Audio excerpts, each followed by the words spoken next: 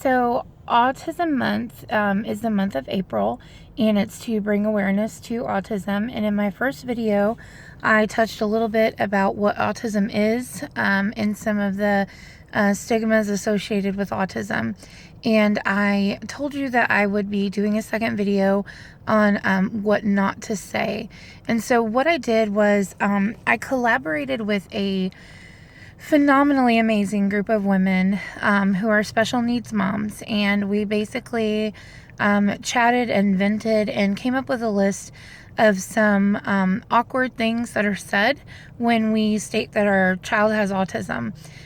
So I'm going to run down just a few of those, touch on a few of those, and then I'm going to respond to them. And then at the end, we'll kind of do an example of a better way to navigate a conversation with a special needs mom who tells you their child has autism. And as always, if you have any questions or comments, please feel free to let me know. I would love to keep this dialogue going, not just in April. So, my child has autism. Here are some of the responses that we get when we make that statement. Oh, I'm sorry.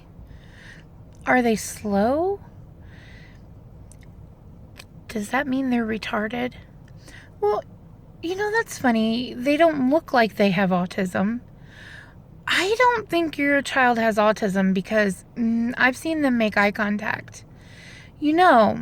Autism is just becoming an excuse for bad parenting and bad behavior. Oh my gosh, how did they contract autism? Is it on your side or their dad's side? Oh, they're adopted and they have autism? Maybe their birth mother did drugs or something. I think that's what causes autism. Did you get your child vaccinated? I've heard vaccines cause autism. I knew somebody with autism once, and they completely changed their diet and cured their autism just by changing their diet. Oh, autism? I've heard that can be cured by rigorous therapy. Oh, autism? Do you medicate for that or something? Oh, autism? I've heard about that. So does your child go into rages and things and hurt people? Because I have a little one and I don't know if your child should be around my child. Y'all, that is just the tip of the iceberg of some of the things that have been said when an autism parent says, my child has autism. So let me address a few of those. Please stop apologizing to us when you hear that our child has autism. I know maybe it's just a gut response and something to say because you don't know what to say, but we're not sorry that we have our child. We're not sorry about our child. Our child has autism. We live with it every day, and we're not going to apologize anymore. As a community of special needs parents, we're going to stop apologizing for our child, for their behaviors, for their sensory deficits, for the things that trigger them, for their limitations, because it's all part of who they are. And society makes us feel like we need to apologize because there's some imaginary standard set for how children should actually behave or how they behaved 40, 50 years ago. But that's not how our kids are wired. Their brains are wired differently, and they live in their own little world, and they march to the beat of their own drum. And for that, I am never sorry. So please don't apologize to us when we tell you our child has autism, because we're not apologizing anymore. Asking us if our child is slow because they have autism. Autism doesn't necessarily mean an educational disability.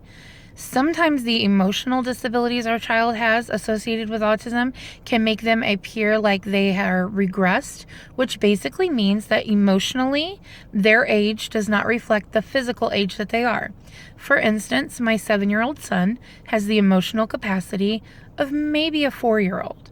And that's okay. That doesn't mean he's slow. He's actually very brilliant mathematically. He does struggle to read, but he is in no way slow.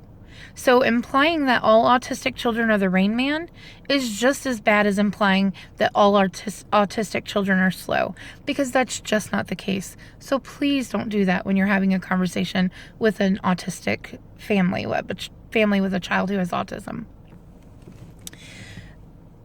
Let's address the R word. So there is actually a disability called mental retardation, and it is a devastating diagnosis for any family to hear that their child's brain is not going to develop past that of their birth age or past that of a certain age or set of skills. It's called mental retardation. It is a real thing. And that word has been so misconstrued, and it's being used on children who have Down syndrome, autism, sensory processing disorder, global developmental delays. It doesn't matter. It seems like everybody's slinging around the R word. That is actually a diagnosis. It's not a cuss word. It's not a bad word. Are we offended when you call our child retarded? Yes, because there are parents every day who hear your child has mental retardation. And that is a traumatic, horrific thing that parents have to hear and deal with and push on and live through. And our hearts ache for them. We ache for any parent who hears that there's a deficit with their child in our community. And so we get offended for parents who have children with mental retardation when that word is used on our children, because it is a real diagnosis and it needs to be treated like a word that is just associated with a diagnosis and stop being used as an insult. No, our children do not have mental retardation just because they have autism. The other thing is when you say, where did they get it? Or did vaccines cause it? Look, I'm not going to get into the vaccine debate. There are a whole group of people in our community who have fought and tested and done DNA swabs and genetic coding and things I can only fathom and dream about they've done with their child to figure out the root cause of autism. And you know what the truth is? We may never know, and there may be multiple factors involved. But what we do know is that we all believe differently. We all treat our child differently. We all have different children. And so we don't know why our child has autism.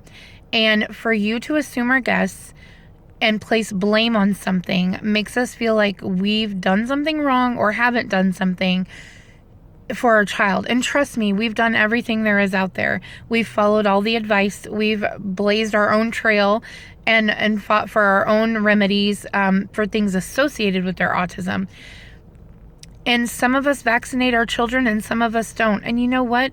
Some of our non-vaccinated kids have autism and some of our vaccinated kids have autism. So we don't like to debate the vaccine debate inside of our community because we don't want to hurt somebody's feelings who believes differently than we do. So please stop assuming vaccinations cause autism in a conversation. Unless we open the door for that conversation, please don't open it for us. And asking if drugs were involved, my children are adopted, and it is a serious implication to say things like, oh, were drugs or alcohol involved? There are parents who had normal births, who had did not eat dairy, did not eat any grease, did not drink any alcohol, have never consumed a drug in their lifetime, had perfectly healthy pregnancies, followed the letter of the law, and still wound up with children with autism. And there are parents who ate meat and didn't eat healthy, and we, still had children with autism. So no, it's not because a parent did something while our child was in the womb. It's not. That's not the cause of autism, and it's kind of offensive when you imply that we've done something to cause this for our child. Whether you believe in God or not, here's the truth. Our children are created the way they're created. And neurologically, our children are just simply wired differently. And that is the core of autism. Our children are neurologically wired differently. Their signals don't send the same way to their brain to process information. And because of that, there can be some emotional delays. There can be some educational delays because those signals get a little bit mixed up. And so God created our children, whether you believe that or not, or, they were created. And we love our children just the way they are. And yes, we want to talk to you about our child, but we are really defensive. And you need to understand why. Because we have heard just about everything there is to hear, the good, the bad, the ugly, about autism and the way people in society view autism. And so when we encounter somebody who wants to know and wants to understand, we can be skeptical, we can be defensive. And you know what? For that, I'm sorry. We're working on it as a community. I promise you, we talk about it all the time, letting our guard down and letting people in. But they have to be the right people who are asking the right questions. And so I want to raise awareness about communication with parents who have autistic children, because some things have been said to me that should not have been said to me. Another one that I want to touch on real quickly, just here at the end. One of the autism moms informed me that somebody said to her, God never gives you more than you can handle. God only gives special children to special people. God must have thought you were capable of handling all this. And that really broke her. It shattered her to think that the same God who is capable of searching the entire world for the perfect parent for this child could not be capable of healing this child neurologically. And so it left some hurt, some misunderstanding, and some confusion. So I want to speak to that very quickly, and then I promise I'm almost done.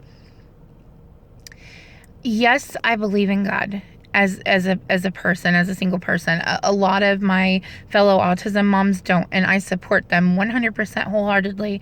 I love them. They are no different than me. So I believe in God, and I do believe that God equips us with patience, mercy, and understanding. I do not at all believe that God created autism or caused autism. Our children's brains neurologically are just wired differently for whatever reason, with whatever factors involved. And so what you need to understand is when you say things like that, and they may be well-meaning, and you may be really trying to say something very nice and heartfelt, it oftentimes causes more heartache and more confusion. So I don't want to this list of what not to say without leaving you with something to say. So on behalf of all of my autism moms, please respect the fact that we are defensive for a reason, and we may be slow to open up and skeptical when you want to know because we've been so hurt before. But we need you to talk to us because we need to keep the conversation going. We need you to approach us in a nice way. When we say, "Hi, my child has autism," we need you to say, "Oh, I've heard a little bit about autism, but how does that affect your child? Tell me about your child. I would really like to know."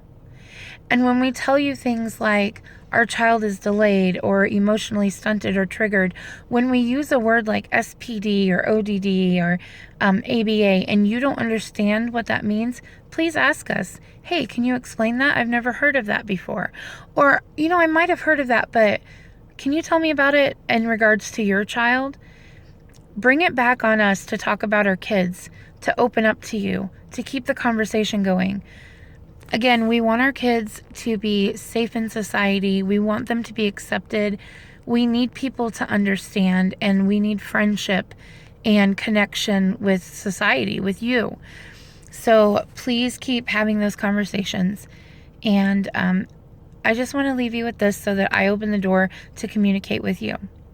Hi, my name is Michelle. I'm 35 years old. I'm a mother to twin boys, Aiden and Judah, who are 7 years old, and they have autism.